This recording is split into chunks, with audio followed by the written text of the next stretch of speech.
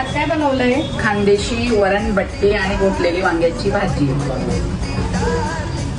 गव्हाचं पीठ आणि त्यात थोडा रवा, बट्टीसाठी बडीशोप, धणे आणि ओवा हे अर्धवट कुटून टाकायचं, जाडसर ते टाकतो, थोडी हळद, थोडं दही, थोडं तूप एक कोमट करून घेतलंय.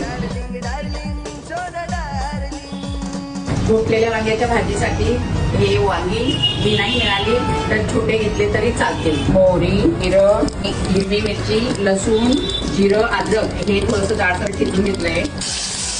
हळद, चिरलेली वांगी एक शिटी काढून घ्यायची.